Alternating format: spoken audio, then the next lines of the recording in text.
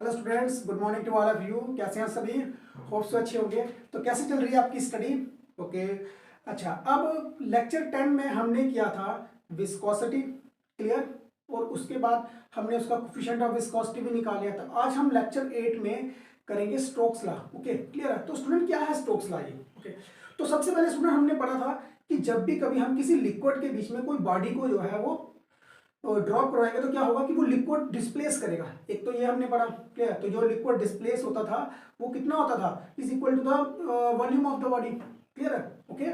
तो ये पढ़ा। फिर उसके बाद हमने देखा कि जब भी एक फ्लूइड जो है वो फ्लो करेगा तो उसकी जो in between the two layers हैं उनके बीच में क्या आता है, एक फोर्स प्रोड्यूस होती थी। वो फोर्स कौन सी थी? रिटार्डिंग फोर्स होती थी। क्लियर है? तो वो रिटार्डिंग फोर्स क्या करती थी? मोशन को रोकती थी। ओके, वो क्या करेगी? मोशन को अपोज करेगी। ओके, तो ये चीज क्लियर है यहां तक? अच्छा, अब क्या है कि अब हमने जो स्ट्रोक है, स्ट्रोक ने क्या किया कि अब उसने बोला कि अगर एक फ्लूइड है उसके अंदर अगर आप किसी भी बॉडी को इमर्स करोगे, क्लियर है, ड्रॉप कराओगे, तो क्या होता है कि जो फ्लूइड है वो फ्लूइड आगे उसके ऊपर कितनी फोर्स जो है वो लगाएगा। ओके, मतलब एक स्फेरिकल बॉडी जो है जब वो किसी फ्लूइड के अंदर गिरती है तो गिरने के बाद क्या होता है कि वो एक वेलोसिटी, एक कांस्टेंट वेलोसिटी के साथ चलती है। क्लियर है? ओके, ऑब्जेक्ट जो है वो एक कांस्टेंट वेलोसिटी के साथ चल रहा है। तो जब वो ऑब्जेक्ट कांस्टेंट वेलोसिटी के साथ चल रहा होगा उस समय वो जो फ्लूइड है वो उसके ऊपर कितना विस्कस फोर्स लगाएगा। ओके, तो ये स्टोक्स ने जो है वो फाइंड आउट किया था। ओके, तो चलते हैं पहले नंबर पे इसकी थ्योरम की तरफ। ओके, देखो स्टोक्स ने क्या बोला? Stokes law states that it states that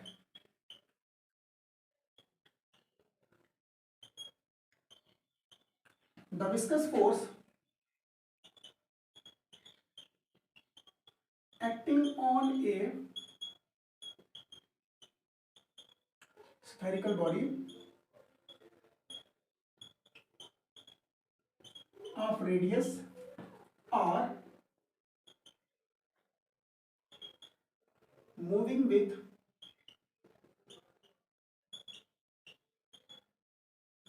constant velocity b। देखो मैंने लिखा it states that the viscous force acting on a spherical body. Okay, तो स्टूडेंट ये चीज को समझो कि एक बॉडी जो है वो कौन सी बॉडी हमने ली है यहाँ पे? स्फेरिकल बॉडी है और उसका रेडियस क्या है?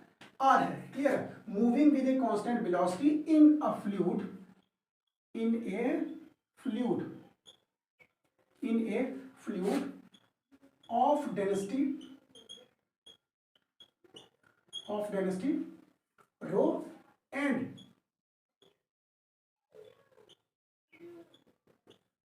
and coefficient of viscosity is eta। देखो मैंने लिखा क्या है? मैंने लिखा है कि स्टोक्स क्या कहता है? कहता है कि एक विस्कस फोर्स लग रही है, एक विस्कस फोर्स लग रही है। किसके ऊपर लग रही है? एक स्फेरिकल बॉडी के ऊपर। जब आप उसको क्या करते हो? लिक्विड में इमर्स करोगे, ड्रॉप करोगे, तो वो बॉल जो है, वो जो स्फेरिकल बॉल है उसका रेडियस कितना है? आर है। अब वो मूव कर रही है विद कांस्टेंट स्पीड। स्टूडेंट इस चीज को नोट रखना कि जो बॉडी है वो कांस्टेंट वेलोसिटी के साथ जो है वो चल रही है। ओके, v के साथ इन अ फ्लूइड। वो फ्लूइड जिसकी डेंसिटी है रो और उसका कोफिशिएंट ऑफ विस्कोसिटी क्या है? ईटा। ओके, तो जो उस बॉडी के ऊपर फोर्स लग रही है वो कितनी होगी आपके पास? F is equal to 6 pi eta are v. Okay, तो ये वो फोर्स है जो एक स्फेरिकल बॉडी के ऊपर लग रही है। ओके, क्लियर है? तो स्टूडेंट यहां तक ये चीज क्लियर है? ओके। अच्छा, अब मान लो कि अगर कभी हमारे पास ये एक फ्लूइड है, ओके, तो उस फ्लूइड में क्या हो रहा है कि बॉडी को अगर हम स्फेरिकल बॉडी को क्या करेंगे, यहाँ पे इमर्स करेंगे, क्लियर है? तो वो क्या होगा कि यहाँ से लिक्विड जो है वो इस साइड को डिस्प्लेस हो जाएगा, इस साइड को डिस्प्लेस हो जाएगा। तो वहां पे उसको क्या मिल रहा है? अप थ्रस्ट मिल रहा है। अप थ्रस्ट मिलने के बाद अब इसमें क्या है कि इस बॉडी का अपना एक वेट भी है, वो वर्टिकली क्या कर रहा है? डाउनवर्ड चल रहा है। ओके, तो कोई एक ऐसी स्टेज आएगी जिसके बीच में अप थ्रस्ट, एक आपका अप थ्रस्ट होगा, क्लियर है, जो किससे मिल रहा है? आपका बुयांसिंग से मिल रहा है। ओके, तो बुयांसिंग से मिल रहा है एक नंबर, तो वो बन गया आपका। ओके, तो दूसरे नंबर पे क्या है कि ये जो आपका वेट है, क्या है? वेट। ओके, वेट जो है जब ये एक इक्विलिब्रियम कंडीशन में आ जाएंगे, एक ऐसी स्टेज में आ जाएंगे जब जब ये दोनों क्या हो जाएंगे, इक्वल और अपोजिट हो जाएंगे, उसके बाद जो ऑब्जेक्ट जो है वो एक कांस्टेंट वेलोसिटी के साथ चलेगा। क्या जाएगा, कांस्टेंट वेलोसिटी के साथ जाएगा। तो उस समय उस ऑब्जेक्ट के ऊपर जो फ्लूइड है, ये जो फ्लूइड है ये कितना फोर्स लगा रहा है, ओके, उस फोर्स को हम क्या बोलेंगे, विस्कस फोर्स बोलेंगे। क्या बोलेंगे, विस्कस फोर्स। ओके, तो स्टूडेंट ये हमारे पास डेरिवेशन। ओके, तो अब हम इसका प्रूफ करते हैं। तो कंसीडर ए स्फेरिकल बॉडी, मैं यहां पे कंसीडर कर रहा हूं, consider a spherical body, body of radius r. Okay, clear है। अब वो मूव कर रहा है, move with constant velocity b के साथ। ओके, ये चीज क्लियर है, मूविंग विद कांस्टेंट वेलोसिटी।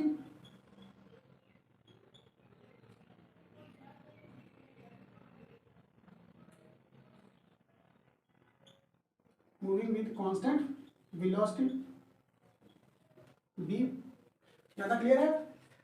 अच्छा, moving with constant velocity in a fluid of density rho, ये क्या है, इसकी डेंसिटी है। ओके, अच्छा, अब अगर वो फ्लूइड के बीच में मूव कर रहा है तो वो जो फ्लूइड है, जो मैंने आपको बताया था कि इस तरह से ऑब्जेक्ट कोई भी फ्लूइड चल रहा है तो उसकी कोई दो लेयर्स ले लो, ये वाली एक लेयर ये ले लो, एक वाली ये ले लो। तो इन दोनों लेयर्स के बीच में जो फोर्स ऑफ फ्रिक्शन प्रोवाइड होता है, जिसे हम बोलते हैं विस्कस फोर्स बोलते थे, वो कितनी फोर्स जो है स्फेरिकल बॉडी के ऊपर लग रही है। ओके, तो इट मींस दैट कि यहाँ पे एक चीज क्लियर हो रही है कि ये जो आपकी विस्कस फोर्स जो है वो किन किन चीजों के ऊपर डिपेंड हो रही है। ओके, तो सबसे पहले मैं लिखता हूं यहाँ पे, लेट एफ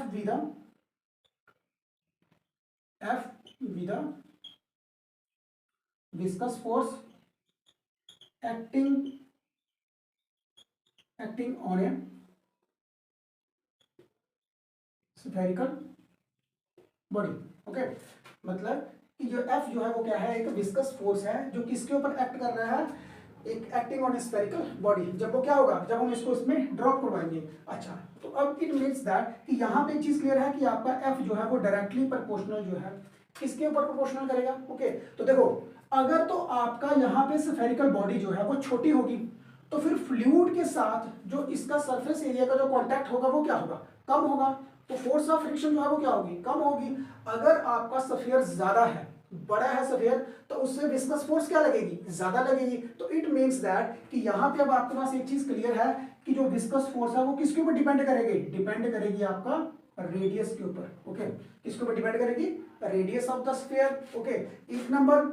दूसरे नंबर भाई, विस्कस फोर्स जो है वो ज्यादा है या कम है, वो अब किसके ऊपर डिपेंड करेगी कि भाई वो जो आपका ऑब्जेक्ट है, जो फ्लूइड है, उसकी जो कोफिशिएंट ऑफ विस्कोसिटी जो है वो कितनी है, कोफिशिएंट ऑफ विस्कोसिटी कितनी है। ओके, तो इट मींस दैट यहाँ पे F is directly proportional to theta.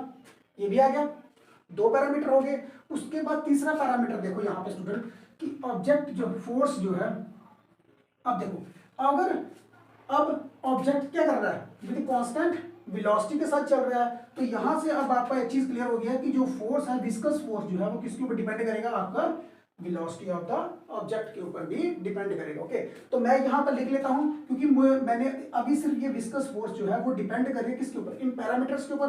तो मैं यहां पे इसका ना एक फॉर्मूला ले लेता हूं, इसकी पावर a कर देता हूं, इसकी पावर b और इसकी पावर c कर देता हूं। ओके, क्लियर है ये स्टूडेंट। अब हम क्या करेंगे, इनको कंबाइन कर देंगे, कंबाइनिंग ऑल, कंबाइनिंग, मैं यहां पे लिख देता हूं first, second and third. Okay, तो combining first, second and third, we get F is directly proportional to R की पावर A, ईटा की पावर B है और वेलोसिटी की पावर आ गई C। तो स्टूडेंट ये क्या है, आपके पास प्रोपोर्शनलिटी है, तो इस प्रोपोर्शनलिटी को अगर आप हटाओगे तो यहाँ पे क्या लग जाएगा, K R की पावर A, ईटा की पावर B और B की पावर C। ओके, ये K क्या है, K is a constant of प्रोपोर्शनलिटीज।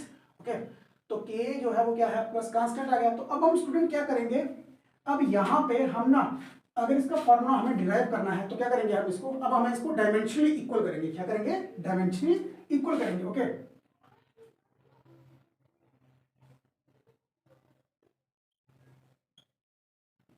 Comparing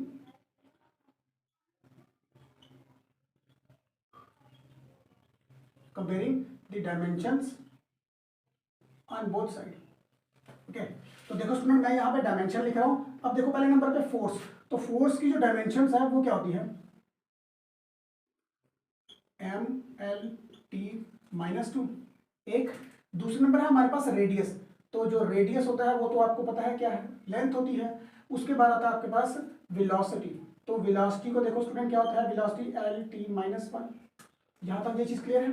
okay, अच्छा अब उसके बाद देखो यहाँ पे ईटा, तो ईटा का स्टूडेंट हमने पिछली वीडियो में निकाला था उसका डायमेंशनल फार्मूला, तो वो क्या होता है आपके पास, एम एल -1 टी -1। ओके, ये चीज देख लो।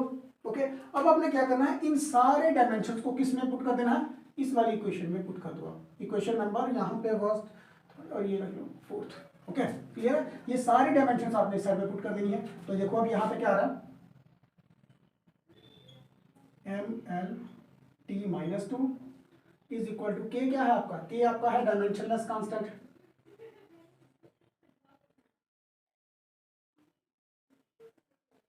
डायमेंशनलेस कांस्टेंट, के क्या है आपका, डायमेंशनलेस कांस्टेंट। तो यहां तक ये चीज क्लियर है। अब हमने क्या करना है, देखो आर, आर क्या है हमारे पास, एक रेडियस है, तो रेडियस की क्या आएगा डायमेंशनल फॉर्मूला आपका, लेंथ ईटा एम एल -1 टी -1। तो देखो रेडियस की पावर है ए, आगे ईटा की पावर है बी, और वेलोसिटी, तो वेलोसिटी का देखो यहाँ पे एल टी -1 इसकी। तो यहां तक ये चीज क्लियर है स्टूडेंट? ओके, अच्छा अब मैं क्या करने जा रहा हूं, अब मैं इन सभी को अरेंज कर लूंगा अलग अलग से। देखो मेरे पास यहाँ पे m की पावर कितनी है, देखो यहाँ पे आपके पास m l और t -2 है। अब इसको अरेंज करो यहाँ पे m, तो अगर मैं देखूंगा अभी m को, तो m की पावर मेरे पास यहाँ पे कितनी आ रही है, एक m की पावर आ रही है मेरे पास b। ओके, l को देखो, अब l कितनी आ रही है, l की टोटल पावर देखो, l यहाँ पे क्या है, एल एल की यहाँ पे एक पावर आ रही है आपके पास ए, देखते हैं ना, एक पावर ए है, एक -b है, ठीक, और एक आपके पास आ रहा है प्लस का सी। ओके, ये चीज क्लियर है, ये देख लो। ओके, देखो यहां तक ये चीज क्लियर? ओके जी, अच्छा उसके बाद देखो यहाँ पे आपके पास टाइम देखो, एल की पावर कितनी आ रही है यहाँ पे, सॉरी टी की पावर, एक आपके पास आ रही है माइनस का बी, और एक आपके पास आ रही है माइनस का सी। ओके, तो अब आपने क्या करना है स्टूडेंट की, इक्वेट करना है दोनों साइड पे मास की पावर को, लेंथ की पावर को, और टाइम की पावर को। ओके, यहां तक ये चीज क्लियर है? देखो अब यहाँ पे m की पावर कितनी है, यहाँ पे 1 है, तो यहाँ पे देखो m की पावर, यहाँ पे अब आपको b कितना मिल जाएगा, 1। ओके, ये चीज क्लियर? अच्छा उसके बाद देखो l वाली पावर, देखो l की पावर मेरे पास यहाँ पे आ रही है 1। ओके, तो दूसरी साइड में मेरे पास l की पावर कितनी है, a - b + c। ओके, ये चीज देखो, यहां तक ये क्लियर है? अच्छा अब उसके बाद यहाँ पे इस वाले में देखो t की पावर मेरे पास यहाँ पे है -2, तो इस साइड कितनी आ रही है आपके पास, यहाँ पे -b और -c। तो अगर मैं स्टूडेंट यहाँ से माइनस बाहर निकालू, तो यहाँ से भी माइनस निकल गया, तो आपके पास कितना आएगा यहाँ पे, 2 = b + c। अच्छा अब स्टूडेंट ये चीज देखो कि अब हमारे पास b की वैल्यू यहाँ पे है। ओके, b की वैल्यू मेरे पास वैल्यू है, तो मैं b की वैल्यू अगर यहाँ पे पुट करूंगा, अगर मैं b की वैल्यू यहाँ पे पुट करता हूँ 1, 2 = 1 + c, तो मेरे पास जो c आएगा वो कितना आ जाएगा आपका, c आएगा, ये 2 को 1 को जब मैं साइड भेजूंगा तो c मेरे पास आ गया 1। ये चीज क्लियर? ओके, अच्छा अब देखो स्टूडेंट यहाँ से आपके पास b भी आ गया है, c भी आ गया है। अब आपने क्या करना है, सिंपल इस वाली इक्वेशन में आप a और b की वैल्यू पुट करो, तो देखो कितना आता है, 1 = a, b कितना है आपके पास 1, तो c कितना है आपके पास 1। तो यहाँ पे अब आपके पास यहाँ पे ये चीज क्लियर हो गया, आपके पास a कितना आ गया 1। ओके, तो तो स्टूडेंट यहां तक ये चीज क्लियर है आपके पास? ओके। अच्छा अब देखो, अब आपके पास ए की, बी की और सी की वैल्यू आ गई। अब आपने क्या करना है, सिंपली ए बी और सी की वैल्यू को पुट कर देना किसमें, इक्वेशन नंबर 4 में। Okay, put a equal to 1, b equal to 1 and c equal to 1 in equation 4। तो आपके पास यहाँ पे एफ कितना आएगा, f is equal to k, r की पावर 1 है तो 1 ही रहेगा, आगे ईटा की पावर 1 और बी की पावर 1।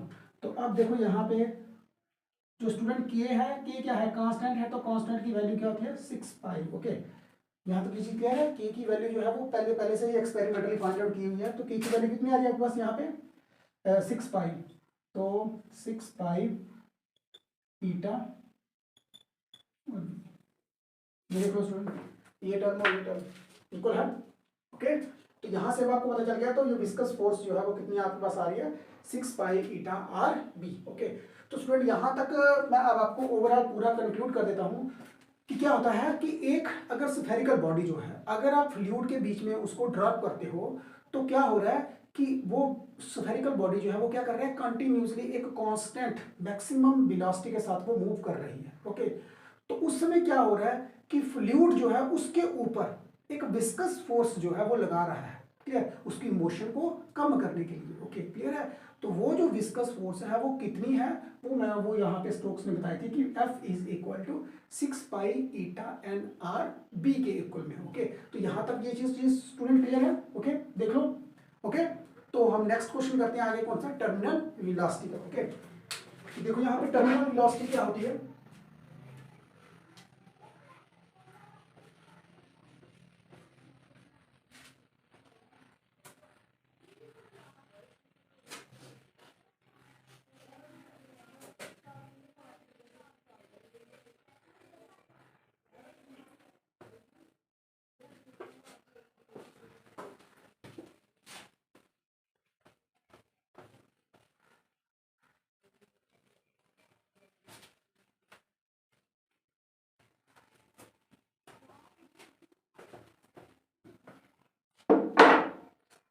अच्छा, अब स्टूडेंट आपका जो नेक्स्ट क्वेश्चन है वो है टर्मिनल वेलोसिटी।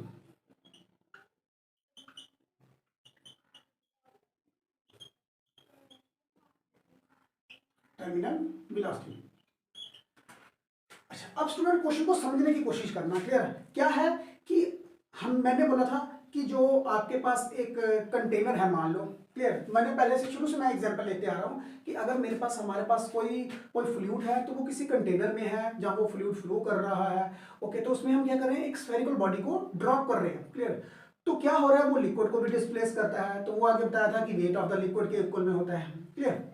अच्छा, अब उसके बाद जो है ये टर्मिनल वेलोसिटी कौन सी होगी, तो स्टूडेंट सबसे पहले नंबर पे आप ये समझो कि ये एक सबसे मैक्सिमम वेलोसिटी होती है एक बॉडी की, क्लियर है? क्या है, एक मैक्सिमम वेलोसिटी होती है एक बॉडी की जब वो फ्लूइड में ड्रॉप होती है, क्लियर। तो किसी एक ऐसे पॉइंट के ऊपर जिस समय उसके ऊपर अपथ्रस्ट प्लस विस्कस दोनों की फोर्स को, क्योंकि ये दोनों फोर्स किस साइड को जाएंगी, अपवर्ड को जाएंगी। ओके, क्लियर है। तो जो वेट ऑफ द बॉडी होता है वो जाती है वर्टिकली डाउनवर्ड। ओके, तो एक ऐसी कंडीशन के ऊपर, एक ऐसी इक्विलिब्रियम के ऊपर, क्लियर, जब ये दोनों फोर्स इक्वल हो जाएंगी तो उसके बाद ऑब्जेक्ट जो है वो एक वेलोसिटी के साथ मूव करता है, एक कांस्टेंट वेलोसिटी के साथ मूव करता है, और वो जो वेलोसिटी होती है वो वेलोसिटी कौन सी होती है, टर्मिनल वेलोसिटी होती है। ओके, क्लियर है। तो मैं पहले डायग्राम से आपको समझाता हूं। देखो, हमारे पास यहां पे एक क्या है, एक कंटेनर है, उसमें क्या है, एक इसमें क्या है, एक फ्लूइड है। Okay, clear. अच्छा, अब क्या है कि मैंने स्फेरिकल बॉडी को क्या किया, ड्रॉप किया। ओके, क्लियर है। अब जब मैं स्फेरिकल बॉडी को ड्रॉप कर रहा हूं तो जो उसका वेट है, पहले नंबर पे देखो, जो वेट क्या करेगा, स्फेरिकल बॉडी को क्या करेगा, डाउन लेके जाएगा, मतलब वर्टिकली डाउन एक्ट करेगा, तो ये वेट ऑफ द बॉडी। अच्छा, उसके बाद जब भी कभी आप किसी भी सॉलिड स्फीयर को लिक्विड के अंदर इमर्ज करोगे तो क्या होता है कि उसमें क्या करना है, लिक्विड को क्या करेगा, डिस्प्लेस करेगा इस साइड और इस साइड से। तो वो जो लिक्विड डिस्प्लेस हुआ था उससे हमें क्या मिलेगा, एक अप थ्रस्ट मिलेगा। तो वो जो अप थ्रस्ट की जो फोर्स होती है वो तो स्टूडेंट आपको पता है कि वो हमेशा किस साइड को जाती है, अपवर्ड को जाती है, अपवर्ड को। क्लियर है? ओके, ये चीज यहां तक क्लियर। अच्छा, अब दूसरे नंबर पे देखो कि मैंने आपको बोला था कि जब भी कभी कोई ऑब्जेक्ट जो है वो फ्लूइड में जाएगा तो फ्लूइड की जो लेयर्स हैं उसके साथ, सरफेस के साथ क्या होगी, फ्रिक्शन होगी उससे। तो क्या होगा, जिस साइड को ऑब्जेक्ट मूव करेगा जो विस्कस फोर्स होगी वो उसके अपोजिट होगी। इस समय ऑब्जेक्ट जो है वो नीचे को आ रहा है तो विस्कस फोर्स किस साइड को जाएगी, ऊपर को जाएगी। ओके, यहां तक ये चीज क्लियर है? पहले ये चीज को नोट कर लो। अगर आपके पास ये चीज समझ आई, ये डायग्राम समझ आए तो आपके पास टर्मिनल वेलोसिटी आपकी निकल जाएगी। ओके, पहले ये चीज देख लो।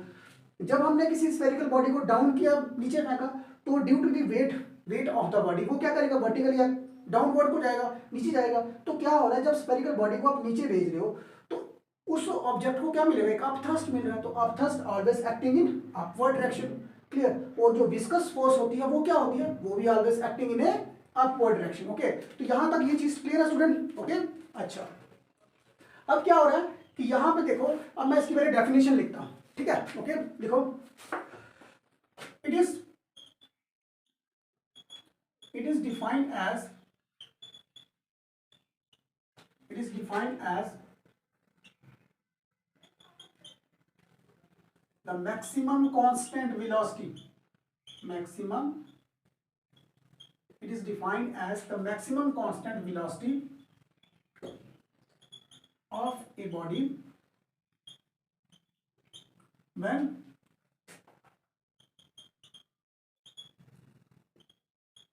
in a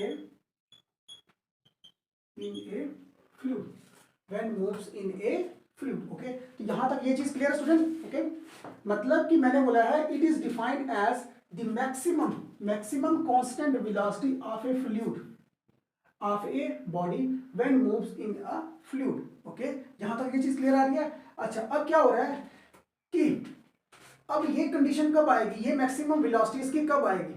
clear? देखो, the maximum constant velocity of a body when moves in a fluid at the equilibrium, at the equilibriums in which sum of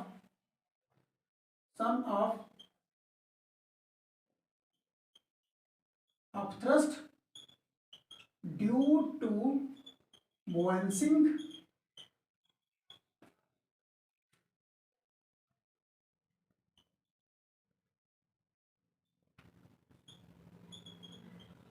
and viscous force due to fluid is equal and opposite to weight of the body. Okay, इस चीज को समझो, मैंने क्या लिखा है देखो। मैंने बोला है कि it is defined as the maximum constant velocity. मतलब तो ये समझो कि पहले नंबर कि ऑब्जेक्ट जो है ना वो उसके पास एक कांस्टेंट वेलोसिटी आएगी, लेकिन स्टूडेंट ये कांस्टेंट वेलोसिटी इतनी जल्दी नहीं आएगी। पहले नंबर तो ये चीज है।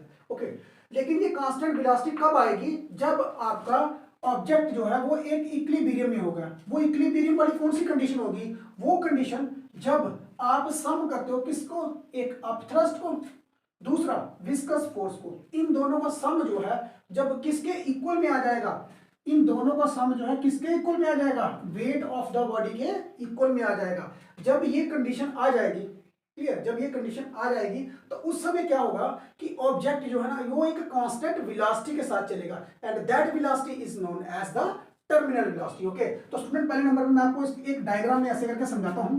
देखो, इसका एक ग्राफ है। मैंने बोला कि जैसे ये स्फेरिकल बॉडी जो है वो ड्रॉप होगी लिक्विड के अंदर तो विस्कस फोर्स भी एक्ट करेगा, अपवर्ड थ्रस्ट भी एक्ट करेगा और वेट भी एक्ट कर रहा है। क्लियर? तो मान लो कि जो आपका ऑब्जेक्ट जो है ना यहाँ से इस तरह से चलता जा रहा है, क्योंकि जैसे जैसे बॉडी जहाँ पे आएगी, जैसे यहाँ पे बॉडी गिरेगी तो ये हाई स्पीड में जाएगी। हाई स्पीड में एक ऐसा पॉइंट आ रहा है, मान लो मैं ऐसे समझा रहा हूँ आपको यहाँ पे कि एक ऐसी ऐसी पोजीशन आ रही है, इस वाली पोजीशन पे देखो, यहाँ से मैंने रखा, यहाँ पे ड्रॉप किया, तो उसकी वेलोसिटी डे टू डे बढ़ती जा रही है, मतलब time to time with respect to time उसकी वेलोसिटी जो है वो बढ़ती जा रही है। ये देखो, ये इसकी वेलोसिटी बढ़ती जा रही है, बढ़ती जा रही है। मैंने बोला ये एक ऐसा पॉइंट, ये पॉइंट, इस पॉइंट के ऊपर, इस पॉइंट के ऊपर आपका अपवर्ड थ्रस्ट और विस्कस फोर्स दोनों इक्वल हैं। किसके इक्वल में है? Wait of the body. Okay, अब जैसे ये कंडीशन आ रही है, इस पोजीशन के बाद जो इसके पास सबसे मैक्सिमम वेलोसिटी होगी ना, अब वो उसी वेलोसिटी के साथ ही मूव करेगा। अब ना इसकी वेलोसिटी कम होगी ना ज्यादा होगी। ओके, तो उसके बाद अब ये वेलोसिटी के साथ ही ऑब्जेक्ट जो है वो मूव करेगा। ओके, क्लियर है? ये देखो, ये एक ग्राफ है, बिल्कुल कांस्टेंट वेलोसिटी जो है वो चलती है। Okay, that velocity is known as terminal velocity. Okay, तो स्टूडेंट ये चीज समझ आ रही है आपके पास? ओके, चलते हैं आप इसकी डेरिवेशन की तरफ। तो पहले मैं इसका डेरिवेशन में लिख देता हूं कि जो आपके पास टर्मिनल वेलोसिटी है वो किसके इक्वल में होती है? vt is equal to 2/9 r का स्क्वायर, 2/9 r का स्क्वायर, आगे आपके पास सिग्मा माइनस रो,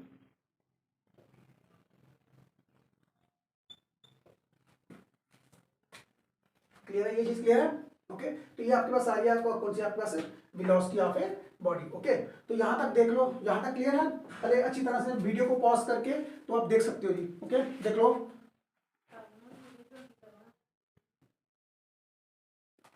तो उतारिए आपने इसको। अच्छा जी, अब देखो यहाँ पे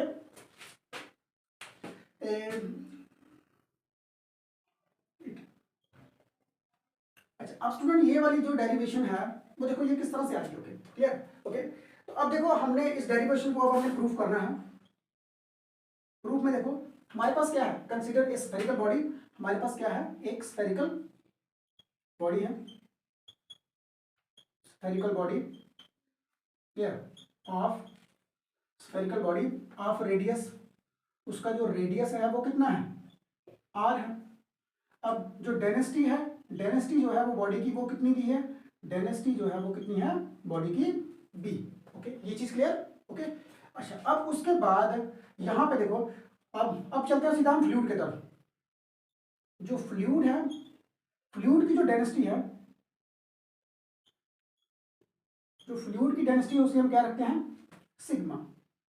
ओके, यहां तक ये चीज क्लियर? फ्लूइड की डेंसिटी सिग्मा आ गई। ओके, तो जो फ्लूइड की कोफिशिएंट ऑफ विस्कोसिटी है, coefficient of viscosity, coefficient of viscosity जो है वो कितनी है? थीटा। ओके, यहां तक ये चीज क्लियर? अच्छा, अब देखो, अब डेरिवेशन में आपके पास जी आया हुआ, तो जी तो आपको पता है ये क्या है? एक्सेलरेशन ड्यू टू ग्रेविटी है, ड्यू टू ग्रेविटी है। तो इसमें सिंपल आपने क्या लिखा है? Consider a spherical body of radius r drops in fluids of density sigma. Okay, clear? The coefficient of viscosity of a fluid is theta. Clear है? तो चलते हैं क्वेश्चन की तरफ। ओके, तो देखो यहाँ पे आपके पास, यहाँ पे एफ क्या है आपके पास? यहाँ पे एफ है आपके पास विस्कस फोर्स, विस्कस फोर्स। तो ये स्टूडेंट विस्कस फोर्स जो है वो हमने पहले से निकाला हुआ पिछले क्वेश्चन में। तो ये विस्कस फोर्स है वो आपका कितना आ रहा है? 6 पाई ईटा आर वी के इक्वल में। तीसरा कोई क्वेश्चन नंबर 1। अब आपके पास था अप थ्रस्ट। अब देखो स्टूडेंट यहाँ पे ये अप थ्रस्ट जो है, यू जो है, अप थ्रस्ट जो है वो किसमें, किसके इक्वल में आएगा आपके पास? अब आपको पता है अप थ्रस्ट जो है वो क्या है? एक फोर्स है। क्या है? फोर्स है। तो अब फोर्स जो है वो किसके इक्वल में होती है? आपके मास इनटू एक्सेलरेशन के, मास इनटू ग्रेविटी के इक्वल में होती है। ओके, अच्छा, अब देखो यहाँ पे मैं यहाँ पे अप थ्रस्ट निकालने जा रहा हूँ। किसका? अप थ्रस्ट जो है वो मैं निकालने जा रहा हूँ यहाँ पे किसका? लिक्विड का। स्टूडेंट ये चीज को समझना, लिक्विड का निकालने जा रहा हूँ। ओके, तो अब देखो अगर लिक्विड का मैं निकालूंगा तो मान लीजिए स्फेरिकल बॉडी जब जाए यहाँ पे नीचे गिरेगी तो उसने क्या करना है? एक लिक्विड को डिस्प्लेस करना है। तो वो जो लिक्विड का वॉल्यूम होगा वही आपका वॉल्यूम किसका है? स्फेरिकल बॉडी का वॉल्यूम है। तो अगर आप यहाँ पे वॉल्यूम देखते हो इसका, तो पहले नंबर पे ये देखो, हमें इसकी क्या चाहिए? मास चाहिए। हमारे पास मास नहीं है, तो मास कैसे करके निकलेगा? मास जो है, पहले देखो जो लिक्विड की डेंसिटी है, लिक्विड की डेंसिटी किसके इक्वल में थी? मास पर यूनिट वॉल्यूम। क्लियर है? तो अब यहां से अगर मैं मास निकालता हूं तो mass is equal to density into volume. तो यहां से आप मास निकालो, तो मास कितना आ गया आपका, वॉल्यूम कितना होता है स्फेरिकल बॉडी का, 4/3 पाई आर क्यूब, और डेंसिटी वैक्यूम। अब आपके पास यहाँ पे मास आ गया, तो मास की यहाँ पे सिंपल आप यहाँ पे वैल्यू पुट कर दो, तो कितनी आ जाएगी आपके पास, 4/3 पाई आर क्यूब रो और जी। ये चीज क्लियर है। अब आपके पास यू की वैल्यू भी आ गई, अब थ्रस्ट की, क्लियर है ये चीज, ओके।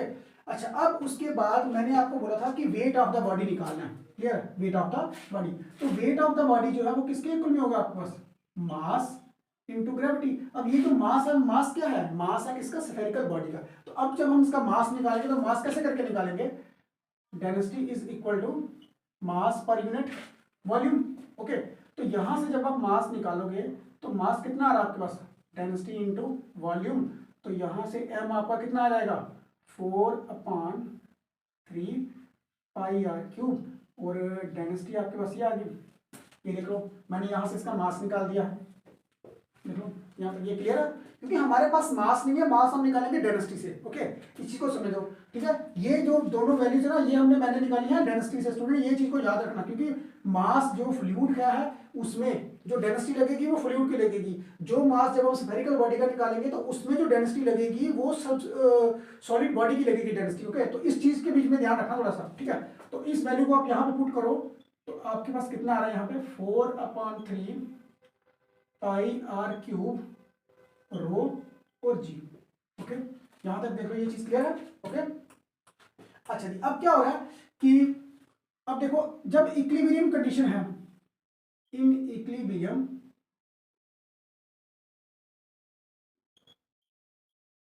जब इक्विलिब्रियम होगा तो क्या होगा कि जो आपके पास अपथ्रस्ट है, इन इक्विलिब्रियम में जो आपके पास अपथ्रस्ट है और प्लस डिस्कस फोर्स जो है वो किसके इक्वल में आ जाएगा, आपको वेट के इक्वल में होगा। तो वो मैंने आपको बता दिया है कि अपथ्रस्ट के केस में जब इक्विलिब्रियम का केस आ रहा है उसमें क्या हो रहा है, इस वाली पोजीशन के ऊपर इक्विलिब्रियम में क्या होता है कि आपका जो ऊपर वाली फोर्स है वो किसके इक्वल में आ जाती है, वेट ऑफ द बॉडी के इक्वल में आ जाएगी। तो मैंने यही चीज लिखी है। अब आपने क्या करना है, इन सारी वैल्यूज को इक्वेशन 1 और 2 को यहाँ पे पुट कर दो, ओके।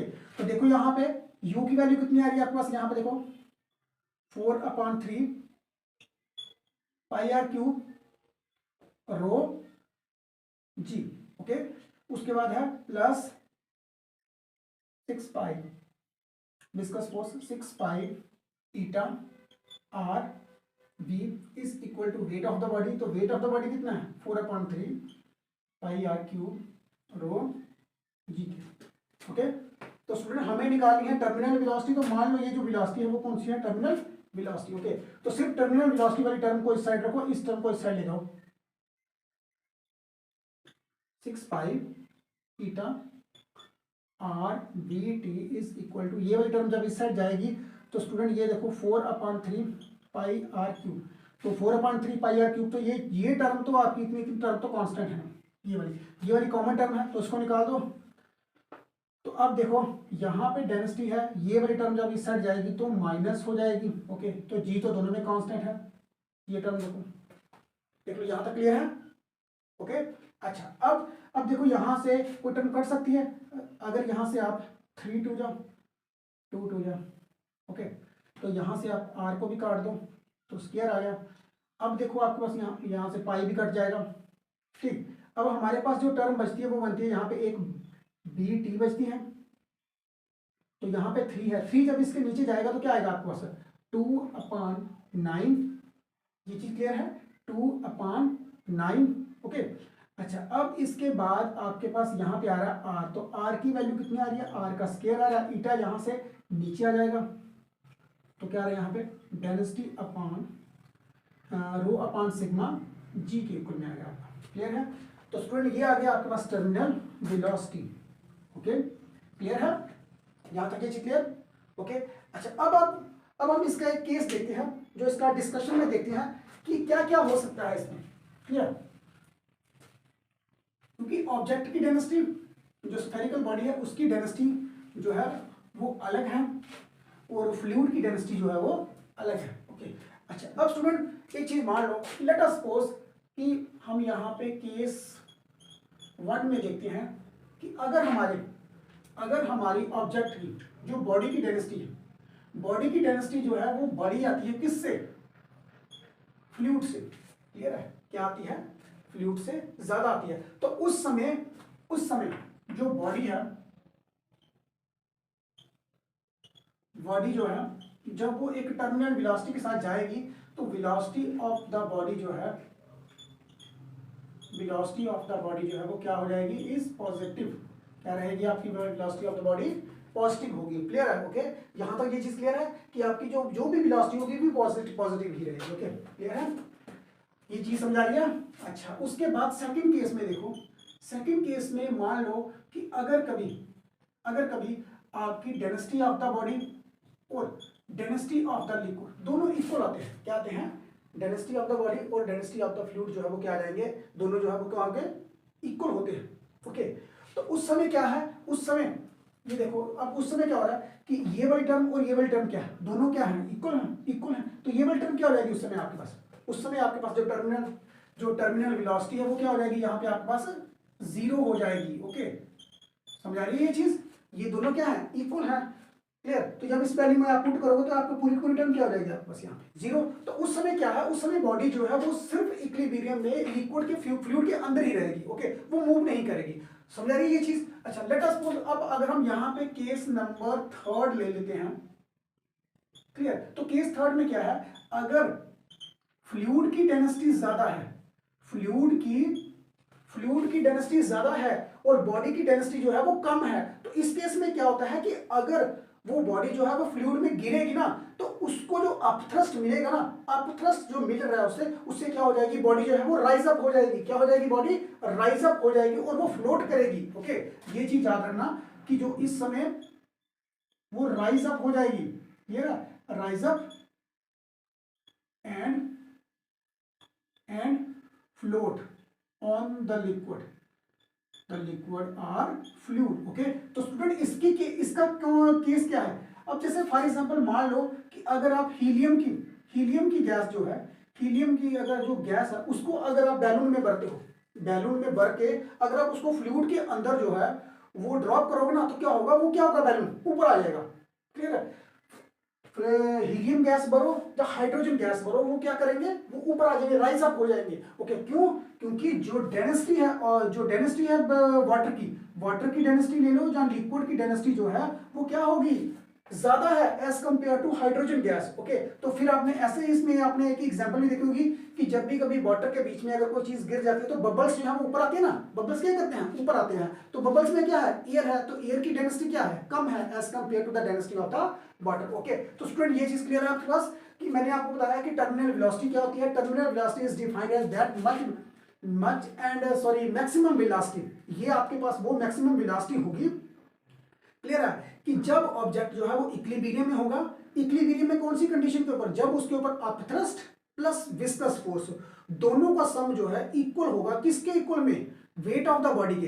तो उस केस में एक ऐसा पॉइंट आएगा जिस पॉइंट के ऊपर ऑब्जेक्ट जो है उसके पास सबसे मैक्सिमम वेलोसिटी होगी और वो मैक्सिमम वेलोसिटी जो है वो थ्रू आउट मूव करती जाएगी। फिर वो ना वेलोसिटी कम होगी ना वेलोसिटी ज्यादा होगी, और वो जो मैक्सिमम वेलोसिटी होती है that much and maximum constant velocity of a spherical body और any body is known as terminal velocity. Okay student, यहां तक ये चीज क्लियर है? होप सो आपको बहुत अच्छी तरह से समझ आया होगा। ओके, यहां से नहीं समझ आता है वीडियो को पॉज करो और अच्छी तरह से उसको समझो। Okay okay student, thanks for this.